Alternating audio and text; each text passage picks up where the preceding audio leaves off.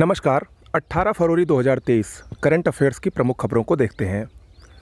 धर्म गार्जियन ये एक सैन्य अभ्यास है भारत और जापान के बीच का। इसका चौथा संस्करण हाल ही में 17 फरवरी से 2 मार्च के बीच शुरू हुआ है। ये जापान के सिंगा प्रांत में हो रहा है और ये भारत और जापान का संयुक्त सैन्य अभ्यास है। चौथा संस्करण है, याद रखिएगा। धर्म गार्जियन। नील मोहन इस समय काफ़ी चर्चा में हैं।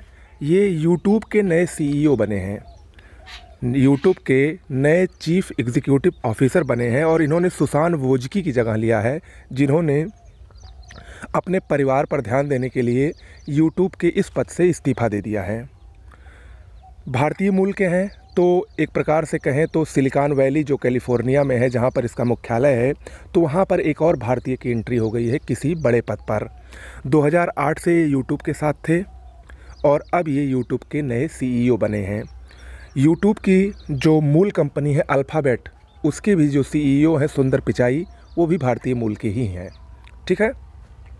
अगर हम यूट्यूब की बात करें तो यूट्यूब के संस्थापक जावेद करीम, चाड हर्ले और स्टीव चेन हैं, जिन्होंने 2005 में अमेरिका के कैलिफोर्निया में यूट्यूब की स्थापना की और इसका हेडक्वार्टर भी कैलिफोर्निया में ही स्थित है। ओके। अगला तर्कस। तर्कस ये भारत और अमेरिका के बीच का संयुक्त अभ्यास है और ये चर्चा में क्यों है?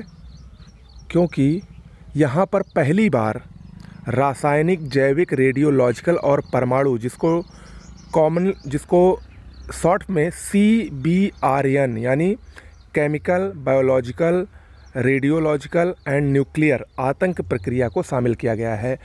और ऐसा इसलिए किया गया है कि जो आतंकवादी हैं वो इस प्रकार के वेपन इस्तेमाल करते हैं, तो उनको निष्क्रिय करने के लिए इस प्रकार का अभ्यास भारत और अमेरिका के बीच किया जा रहा है, जिसका नाम है तर्कस।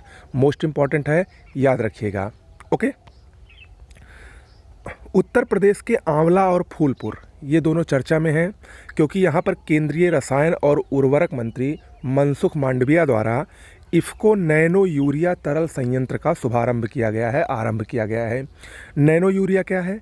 नैनो यूरिया ये यूरिया की तुलना में 90% दक्षता यानी 90% इफ़िशियंसी इसकी अधिक है, जबकि अगर हम सामान्य यूरिया की बात करें जो बोरी में आती है तो उसमें सिर्फ 25% दक्षता होती है और ये उसकी अपेक्षा सस्ता भी है और इसमें लंबा जीवन काल भी है, यानी ये 1 वर्ष तक ये टिक सकता है और इससे प्रदूषण भी कम होगा। तो नैनो तरल यूरिया के काफ़ी ज़्यादा फ़ायदे हैं।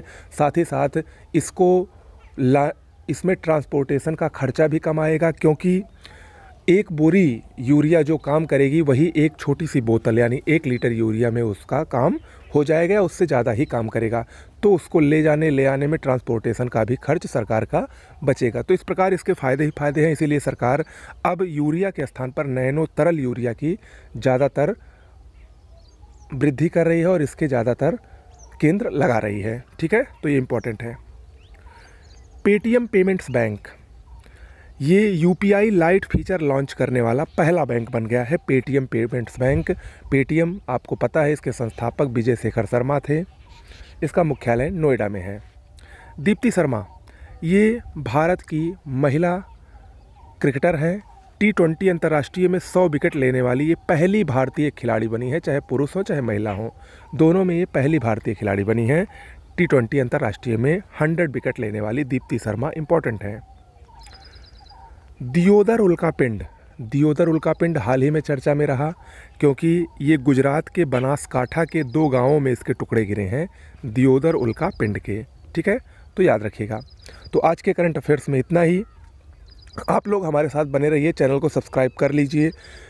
UPPCS के लिए बैक ईयर्स के जो क्वेश्चन पेपर हैं, खासकर 6 से 7 सालों के, उन सब को आपको सब्जेक्ट वाइज बृहद डिस्क्रिप्शन के साथ आपको करवाया जाएगा।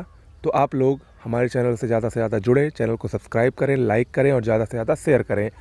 इसके साथ जल्दी आपको यूट्यूब पर मेरा फेसबुक पर भी मेरा पेज आपको जल्द ही मिलेगा, उसको भी आप लाइक फॉलो कर सकते हैं। नमस्कार।